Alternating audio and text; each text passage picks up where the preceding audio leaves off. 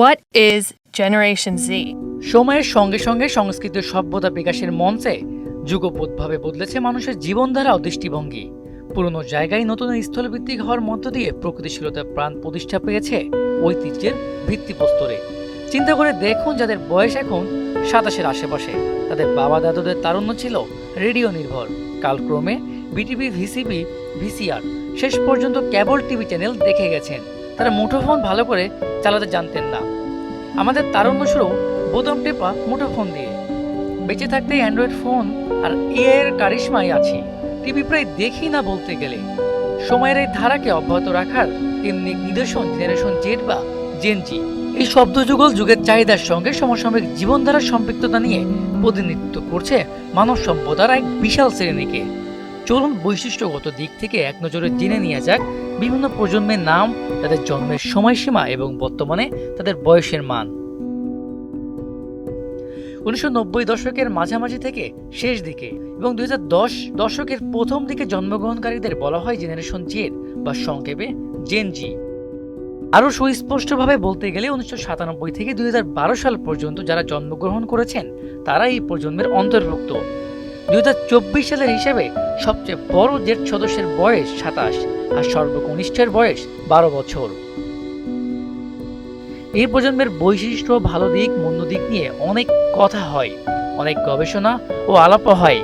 তার পাশাপাশি প্রশ্ন ওঠে যে যেহেতু ইংরেজি বর্ণমালার সর্বশেষ বর্ণ, তাহলে জেনারেশন ওয়াই বা এক্সও নিশ্চয়ই আছে। তারা কারা? গ্রেটেস্ট জেনারেশন বা মহত্তম প্রজন্ম।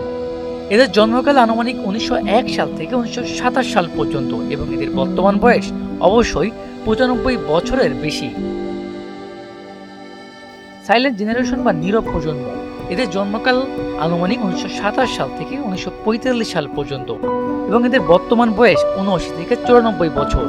শৈশবে এই প্রজন্ম দ্বিতীয় বিশ্বযুদ্ধের অভিজ্ঞতা অর্জন করেছে। Baby boomers generation.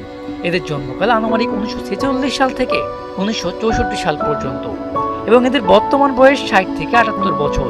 এরা মূলত দ্বিতীয় বিশ্বযুদ্ধের পরে জন্মগত একটি যুগ।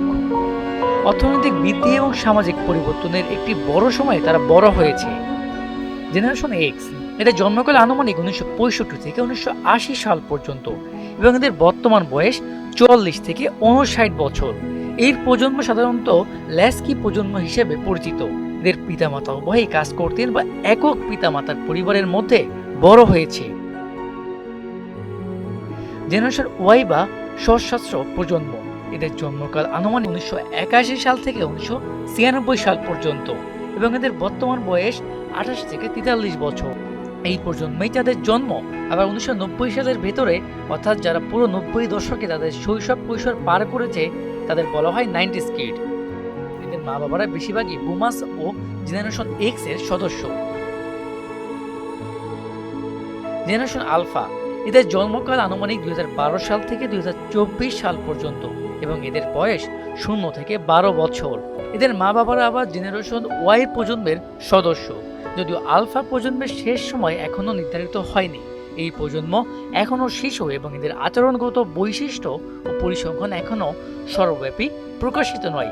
কাজেই বলা যাচ্ছে না এই প্রজন্মের সময়কাল শেষ হবে কত সালে। এর মধ্যে সোশ্যাল মিডিয়া ও প্রযুক্তিতে পরিপূর্ণ পরিবেশে বেড়ে ওঠা জেনারেশন জেড সর্বগতভাবেই ভিন্ন মনস্তত্ত্বের অধিকারী। এই প্রজন্মের সদস্যদের দৃঢ়ভাবে প্রতিষ্ঠিত হতে বেশ কিছুটা সময় লাগতে পারে, তবে ইতিহাস বলে এদের হাত ধরে আসবে নতুন পৃথিবী। মিসবাহ রহমান, মোহনা ডিজিটাল।